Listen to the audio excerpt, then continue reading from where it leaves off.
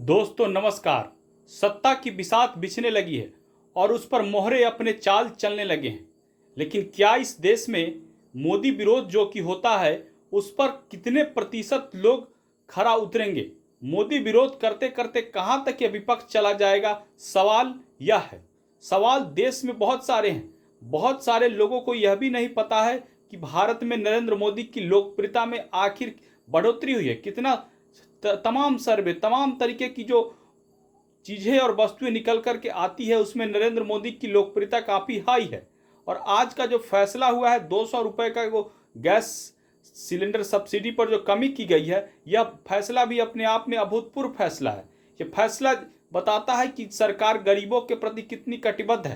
कांग्रेस सरकार ने क्या किया, इसका उदाहरण तो यही है कि आज देश की जनता को 60 सालों में कांग्रेस की सत्ता रहने के बाद भी 5 किलो अनाज देना पड़ता है। यह कांग्रेस की सत्ता का सबसे बड़ा फेल्योरिटी दिखाता है, क्योंकि कांग्रेस ने इस देश में केवल तुष्टीकरण के नाम पर ही राजनीति की। समाज को बांट करके दो भागों और वर्गों में बांटकर जिस प्रकार की राजनीति करने का उसने कुकृत किया, साहस किया, उससे भारतीय जनता पार्टी ने एक नए विचारधारा को देश को सौंप करके आगे लाने का काम किया है। लेकिन क्या इस देश में कांग्रेस विरोध करते करते, भाजपा विरोध करते करते कांग्रेस इतनी आगे बढ़ जाएगी कि इस देश में क्या नहीं करने की स्थिति पैदा हो जाएगी? याद कीजिए मनमोहन सिंह का वो शासन, 2G 3G 4G जीजाजी और कौन कॉमनवेल्थ घोटाले हुए थे।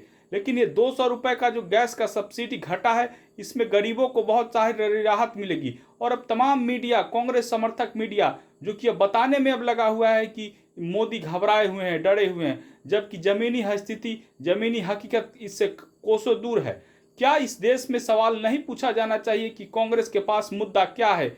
INDI गठबंधन के पास मुद्दा क्या है? मोदी हटाने के मुद्दे से क्या देश की जनता मोदी को हटा देगी? आपके पास नेता कौन है, दुल्हा कौन है? ये सवाल हमेशा से पूछा जाता रहा है और सवाल पूछा जाएगा। लेकिन इस देश में कांग्रेस की स्थिति तो देखिए, कांग्रेस कितने राज्यों में सिमटी है।